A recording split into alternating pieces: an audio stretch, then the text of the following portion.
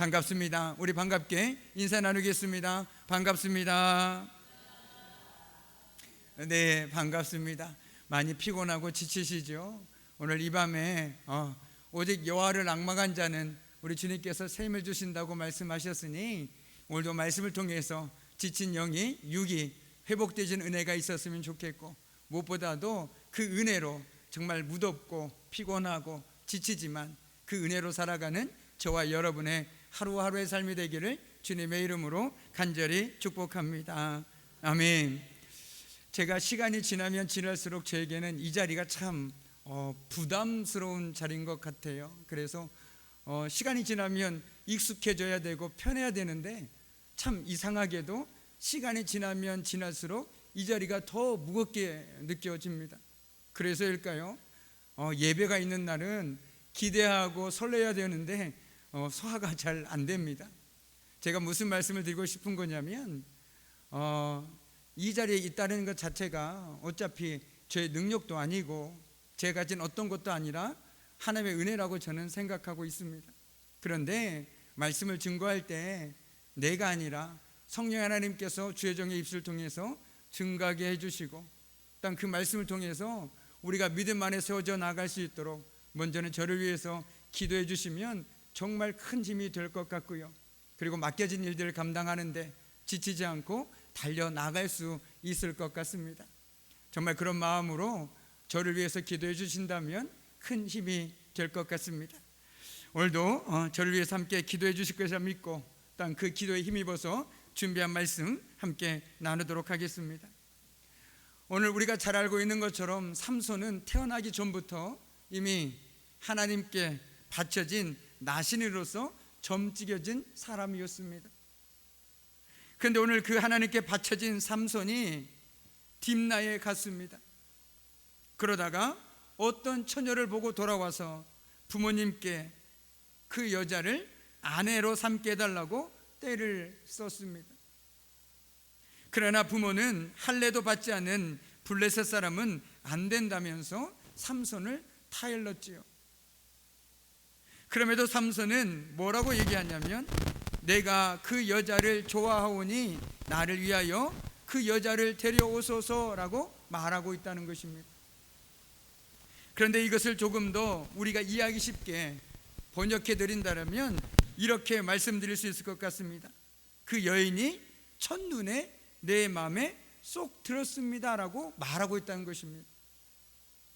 그래서 결혼하겠다고 고집하고 있습니다.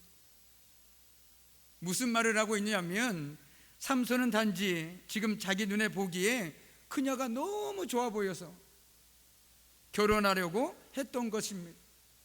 그녀가 어떤 민족인지 어떤 사람인지 중요하지 않았습니다. 자기 눈에 보기에 너무나도 첫눈에 쏙 들어서 지금 장가를 가겠다라고 부모님께 때를 쓰고 있는 것이죠. 한마디로 얘기한다면 삼손은 그저 자신의 욕망대로 행동했을 뿐이라는 것입니다. 그런데 여기서 우리가 결코 삼손을 생각할 때 잊지 말아야 될 것은 앞서 말씀드린 것처럼 그는 처음부터, 아니 태어나기 전부터 하나님께 바쳐진 사람이었다는 것입니다. 하나님께 바쳐졌다라는 것은 내 뜻보다는 하나님의 뜻을 앞세워야 되는 것이 마땅한 것이고, 내 생각과 경험보다는 하나님의 말씀에 순종하며 살아가는 삶이 마땅한 삶이겠죠. 그래서 원래 우리가 삼손의 이야기를 읽으면 태어나자마자 삼손을 통해서 블레셋으로부터 구원하였더라, 삼손이 이런 일들을 하나님의 도우심을 힘입어서 이뤄냈더라, 이런 말들이 들려져야 하는데 오늘 삼손은 우리의 기대와는 전혀 다른 이방 여인을 아내로 삼게 해달라고 때를 쓰고 있는 하나님의 사람답지 않는 모습을 보여주고 있는 것이 바로 오늘 우리가 읽은 말씀이라는 것입니다. 그러니까 삼손은 지금 자신이 하나님께 바쳐진 사람, 나실임에도 불구하고 이방 여인과 결혼하려는 잘못된 선택을 하고 있다는 것이죠. 그렇다면 과연 저와 여러분의 삶은 어떻습니까? 혹시 우리도 내가 보기에 좋은 대로 행동하고 살아가고 있는 사람은 아닌지 돌아볼 필요가 있을 것 같습니다. 우리의 삶 가운데 사소한 것 하나부터 말씀을 기준으로 삼기보다는 내 감정을 앞세워서 살아갈 것이 아니라 하나님의 말씀에 순종하려는 노력이 필요하다는 것이죠. 신앙에서 우리에게 감정은 꼭 필요합니다. 이성도 꼭 필요하죠. 그러나 그것이 균형을 갖지 못할 때 우리는 한쪽으로 치우칠 수밖에 없습니다. 너무나 감정적으로 신앙을 바라보다 보면 자칫 은사주의에 빠질 수가 있습니다. 보이는 것에 현혹되기 쉽습니다. 그러나 또 너무 이성적으로 하다 보면 너무나 차가워서 그 신앙이 차지도 덥지도 않는 미지근한 신앙이 될 수도 있다는 것이죠. 그래서 신앙에서는 지, 정, 의, 그리고 이성과 감성과 의지, 이 세 가지가 균형을 갖추어야 바른 신앙으로 살아갈 수 있다는 것입니다. 그래야 세속적인 가치관에 물들지 않고 세상 속에 살아가지만, 하나님을 믿지 않는 사람들과 더불어 살아가지만 그 가운데서도 분명한 기준을 가지고 구별된 삶을 살아갈 수 있다는 것입니다. 그런데 특별히 오늘 말씀에서 우리가 주목해야 할 단어가 있습니다. 오늘 14장을 읽다 보면 삼손이 어딘가를 향해서 자꾸 내려가고 있는 것을 우리는 보게 됩니다. 오늘 1절 앞절에 보면 삼손이 딥나에서 내려가서, 그리고 쭉 7절, 5절, 7절 보면 내려가서라고 표현되어 있습니다. 그런데 여기서 그 길은 하나님의 얼굴을 피하는 길이요, 하나님의 사람으로서 행치 않아야 할 길을 말하고 있습니다. 내려간다라는 것은 내가 지방으로 내려간다, 어떤 위치적인 것을 얘기하고 있는 것이 아니라 내가 하나님으로부터 멀어지고 있다라고 성경에서는 표현하고 있는 것입니다. 한 가지 예를 들어보죠. 우리가 잘 아는 요나를 한번 보십시오. 요나가 하나님으로부터 중요한 사명을 받았습니다. 무엇이었습니까? 니느웨에 가서 하나님의 말씀을 전하라는 거였습니다. 그런데 요나는 너무 싫었습니다. 우리 입장에서 본다라면 정말 저 사람만 없으면 내가 살 것 같다. 그 사람한테 지금 하나님께서 복음을 전하라고 얘기하니 가고 싶겠습니까? 가기 싫죠. 에이, 알아서 믿든지 죽든지 냅둬버리는 것이 우리의 심보 아닙니까? 그 입장에서 본다라면 요나가 이해됩니다. 아수르는 시시때때로 이스라엘을 괴롭히던 나라가 아니었습니까?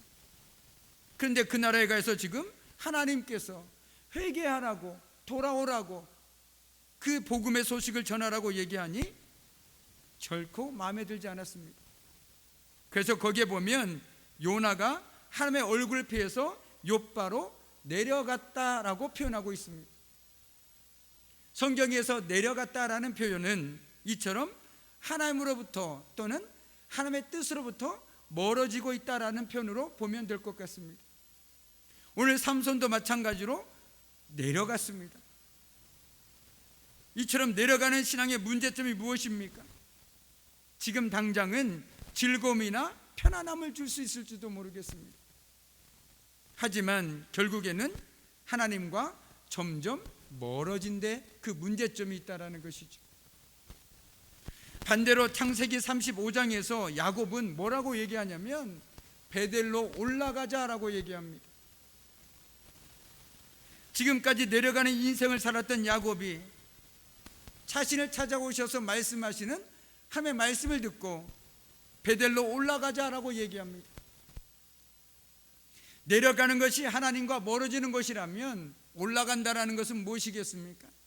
바로 하나님과 대면하기 위해서, 하나님과 가까워지기 위해서 올라가는 것입니다. 그래서 창세기 35장에 보면 야곱이 베델로 올라가서 무엇을 하냐면 거기에 제단을 쌓고 하나님께 제사를 드립니다. 바로 하나님과 대면해지기 시작했다라는 것이죠. 하나님과 가까워지기 시작했다라는 것입니다. 하나님과 같은 곳을 바라보기 시작하고 하나님 마음으로 살아가기 시작했다라는 것입니다. 근데 내려가는 인생은 하나님과 같은 곳을 바라보는 것도 아니고 하나님과 같은 마음을 품지도 않는 것입니다.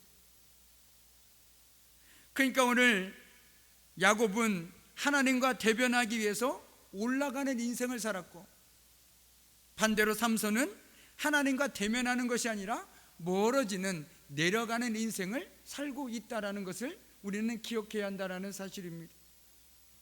그렇다면 저와 여러분은 어떤 인생을 살아야 하겠습니까? 내려가는 인생입니까? 아니면 올라가는 인생입니까? 내 삶이 어려움 때문에 곤두박질 칠지라도 우리는 항상 올라가는 인생을 살아야 된다는 것이죠. 당연히 올라가는 인생을 통해서 날마다 하나님과 대면해서 하는 삶을 살아야 한다는 것입니다. 우리가 지금 한 2, 3년 지났지만 코로나19 때 얼마나 하나님께 예배를 드리고 싶었습니까? 대면 예배를 얼마나 드리고 싶었겠습니까? 특별히 우리 장동교회는 아니지만 제가 있었던 교회는 정말 대면 예배를 드리고 싶어서 성도님들이 얼마나 눈물로 기도했는지 모릅니다. 하나님과 대면하는 예배를 드리고 싶어서. 그런데 우리 역시 마찬가지로 예배는 드리지만 과연 우리는 일상에서 얼마나 하나님과 대면하는 인생을 살아가고 있느냐라고 오늘 묻고 싶은 것입니다.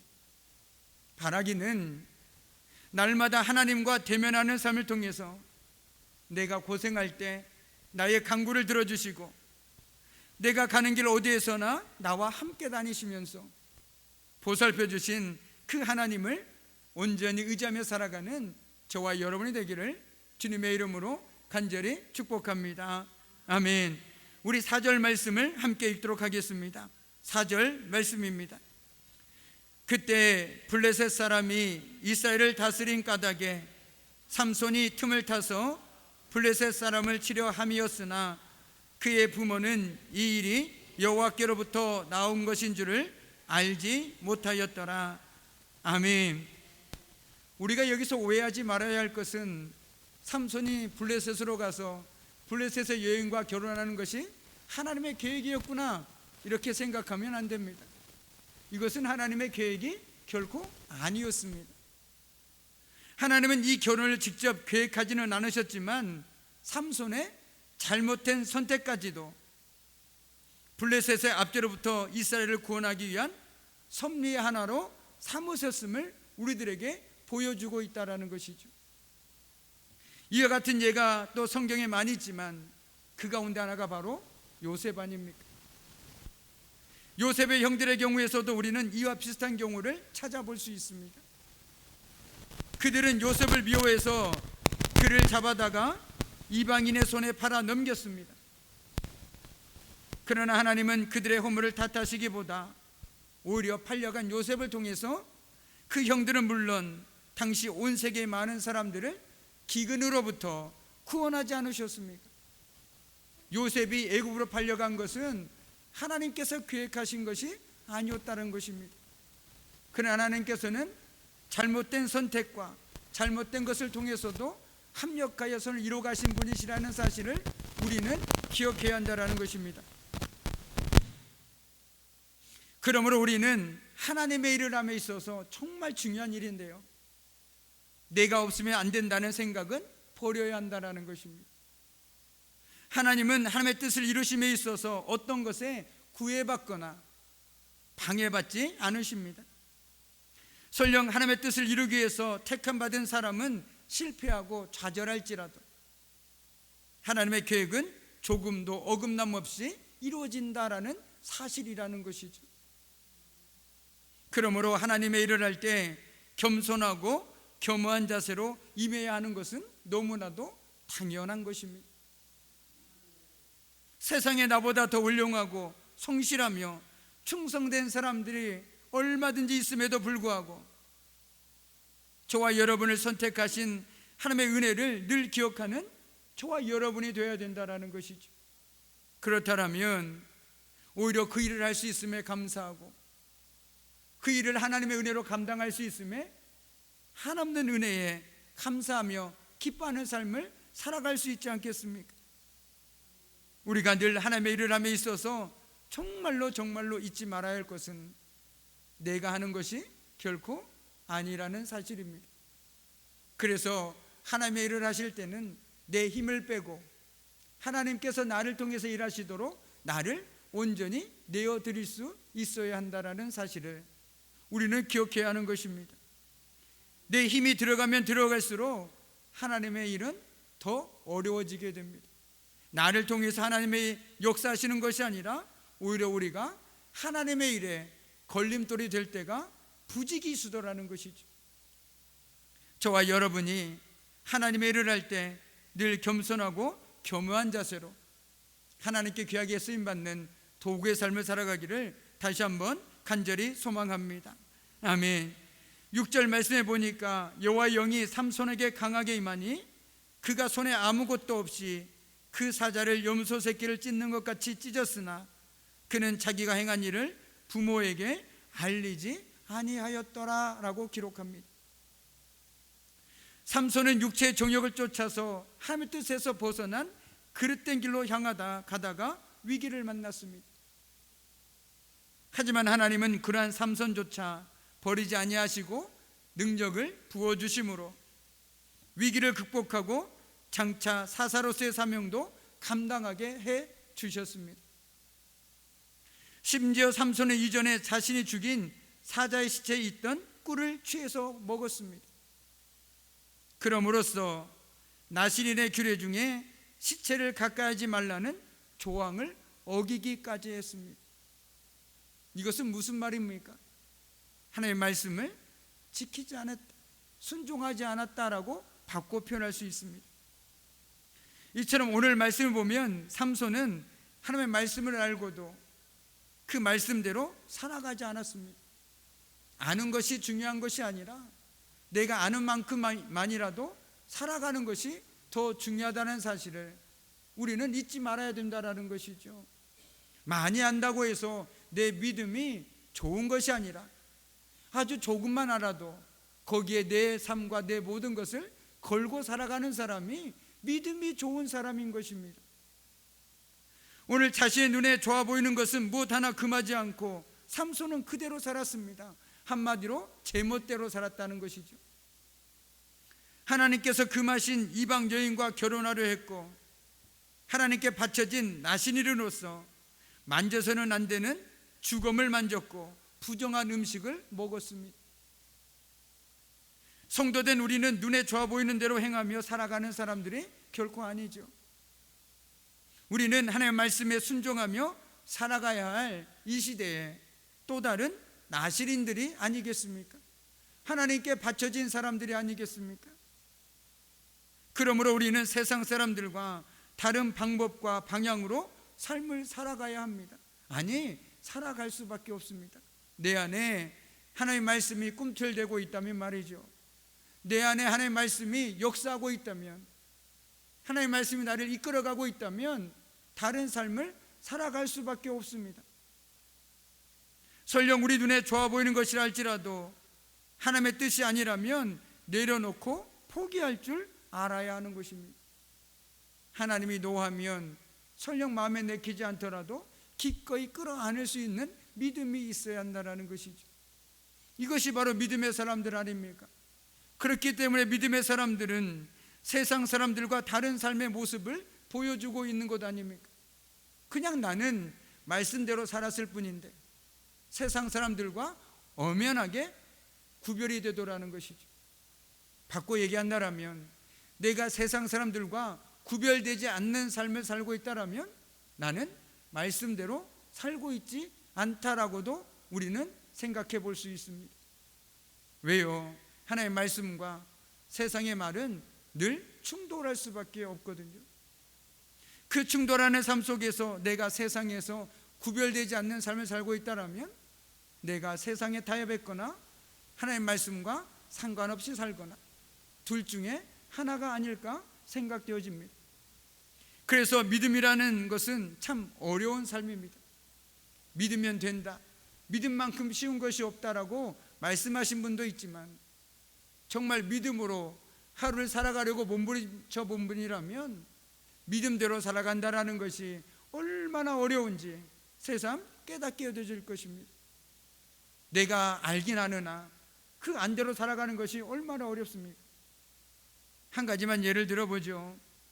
우리 삶에 큰 어려움이 있고 선택의 기로에 서 있습니다. 그럴 때 성경은 뭐라고 얘기합니까? 내 앞걸음은 하나님께서 인도하시니까 하나님께 맡겨라라고 분명하게 말하고 있지 않습니까? 정말 그 순간 가운데 믿음으로 산다라는 것은 포기하며 사는 삶이 아니죠. 하나님께 맡기는 삶인 것입니다. 믿음으로 기다릴 수 있는 여유를 가지고 살아가는 삶이라는 것이죠. 그런데 과연 우리가 그 순간에 믿음으로 얼마나 기다리고 인내하며 살아갈 수 있느냐라고 묻고 싶습니다. 이처럼 믿음으로 산다라는 것은 말처럼 쉽지만은 않습니다. 어찌 보면 오늘 삼손처럼 내 마음대로 사는 것이 훨씬 더 쉬운 삶이죠. 내 감정대로, 내 생각대로 그냥 사는 것, 그것이 가장 쉬운 삶인지도 모르겠습니다. 그러나 우리는 잘 알고 있습니다. 믿음대로 살아가는 삶이 가장 복된 삶이고 가장 풍성한 복을 누릴 수 있는 삶이라는 사실을 말이죠. 그렇게 우리는 오늘도 힘겹지만 한 걸음 한 걸음 말씀을 등불 삼아서 믿음의 길을 걸어가고 있는 것 아니겠습니까? 하나님께 소망을 두고 살아가고 있는 것 아니겠습니까? 사람들이 뭐라고 해도, 누가 뭐라고 해도 나는 주님만 의지하겠다고, 나는 주님께 기도하겠다고, 말씀 붙들고 살겠다고 그렇게 처절하게 몸부림치며 살아가고 있는 것 아니겠습니까? 왜요? 그것이 가장 복된 길임을 그 누구보다 잘 알고 있기 때문에 그렇습니다. 바라기는 오늘 이 밤 저와 여러분이 삼손의 모습을 거울 삼아서 오직 하나님의 말씀에 귀를 기울이고 그 말씀에 순종하며 살아가는 삶을 통해서 나를 통해서 하나님께서 영광 받으시고, 나를 통해서 하나님 나라가 확장되어지고, 나를 통해서 하나님의 사람이 세워지는 놀라운 은혜가 저와 여러분의 가정과 삶의 자리와 일터 가운데 함께하기를 주님의 이름으로 간절히 축복합니다. 내가 아멘. 누려왔던 모든 것들이, 내가 지나왔던 모든 시간이, 내가